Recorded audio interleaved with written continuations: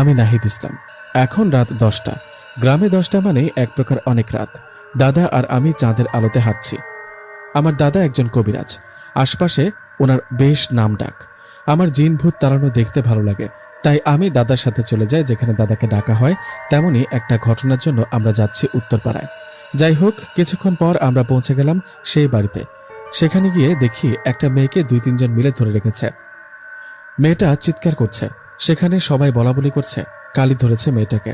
আমরা সেখানে পৌঁছানোর সাথে সাথে সেই মেয়েটা দাদার উদ্দেশ্য করে রেগে চিৎকার করে বলতে লাগলো, তুই তুই কেন এখানে? তুই আমার কিছুই করতে পারবি না, যা চলে যা। তোর মতো কবিরাজ আমার চুলও ছিঁড়তে পারবে না। কথাটা শুনে দাদা মেয়েটার গালে একটা থাপ্পড় মারে। থাপ্পড়টা দেবার সাথে সাথে মেয়েটা জ্ঞান হারিয়ে মাটিতে পড়ে যায়। তখন সবাই ভয়ে মেয়েটার দিকে তাকিয়ে থাকেন, মেয়েটা আবার মারা গেল না তো। তখন দাদা বললেন, কেউ ভয় পাবেন না, মেয়েটার শরীর থেকে জিনটা চলে গেছে। এই বলে দাদা বলেন, আমাকে কেউ 1 গ্লাস পানি দেন। দাদার কথা মতো একজন পানি নিয়ে আসেন। দাদা সেই পানিতে দোয়া কালাম পড়ে ফুঁ দেন, আর সেই পানি মেয়েটার শরীরে ছিটাতেই মেয়েটা জ্ঞান ফেরে। জ্ঞান ফেরার পর দাদা চেষ্টা করেন মেয়েটার শরীরে জিনটাকে হাজির করতে।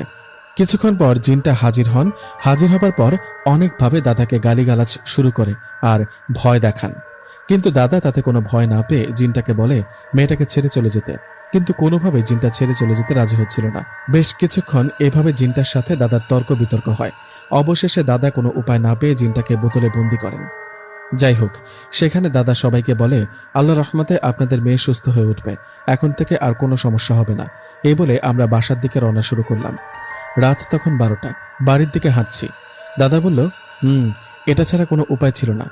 আমি বললাম, এতে তোমার কোনো সমস্যা হবে না? দাদা বলল, সমস্যা বলতে সবসময় তো হয় না। অনেক সময় হয় কি যে খারাপ জিনটাকে মেরে ফেলি বা বোতলে বন্দি করি, তার আত্মীয়র কেউ আক্রমণ করে আমার ওপর, কিন্তু আল্লাহ ঠিকই রক্ষা করেন আমাকে। ও আচ্ছা, তাই? আমি তো তোমার সাথে সাথে থাকি, এতে কি আমার কোনো সমস্যা হতে পারে? হতে পারে। শুধু তোর সাথে না, আমার পরিবারের যে কারোর সাথে সমস্যা হতে পারে। তাই তো আমি আমাদের বাড়িটা বন্ধ করে রাখি আর সবার শরীর বন্ধ করে রাখি। তোর কোমরে যে তাবিজটা আছে সেটা কখনো খুলবি না, মনে রাখবি। যতই বিপদ আসুক এই তাবিজটা খুলবি না। ঠিক আছে, কিন্তু কি আছে এমন এই তাবিজে? এটা খুললে কি হবে? সময় হলে জানতে পারবি। এখন হাট, রাত অনেক হয়েছে। দাদার কথা শুনে বললাম, দাদা, এই রাস্তা দিয়ে ঘুরে না গিয়ে ছোট রাস্তা দিয়ে যাই, তাহলে তো তাড়াতাড়ি বাড়িতে পৌঁছাতে পারবো, তাই না?